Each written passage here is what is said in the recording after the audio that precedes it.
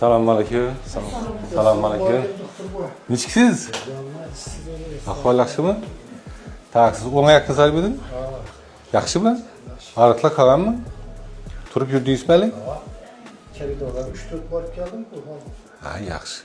Avvalgi ariq hech narsa qolmading. Yo'q, Xudoga shukr. Qo'limiz dard ko'rmasa o'g'ildan kam. Ey sog' bo'ling.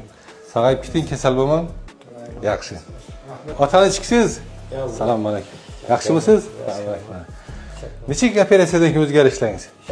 Ağrıklarınız yok mu? He? Ağrıklar kemeydi mi? Kemaydi. Sahrınız bor ekan, sahrıngizni do'llash kerak. Yo'q, o'zi delta saqlama yurdim-da. Ha, uni do'llash kerak. Shu ketincha ham qaraman yugurdi. Yaxshi. Yurishga bir şey yo'q. Xohlasangiz javob beramiz. Masak.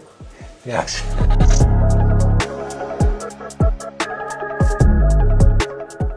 Assalomu alaykum. Ming otliqlar yurti. Qanday? Yaxshimi? Ariqlar qolibmi? Yaxshi.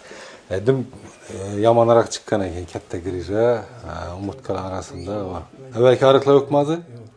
Ariqlar qolgan, buklab yozib yotibsiz. Qolagan tomon aylanib yotish mumkin.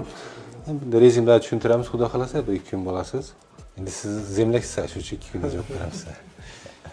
Yaxshi. Yaxshi, sog' bo'ling, sog'ayib keting. Yaxshi. Hurmatli kuzatuvchilar, biz Surjimet klinikasining 2-filiali, ya'ni ona va bola klinikasidan neyroxirurgik operatsiyalar, travmatologik operatsiyalar yo'lga qo'ydik. Doktorimiz Jumalboyev Jo'rabek lazer yordamida, endoskop yordamida, artroskop yordamida bitta amaliyotlar bu klinikadan yo'lga qo'yildi, xudo xolasa. Hozir ichkaridagi atmosfera bilan tanishtiramiz.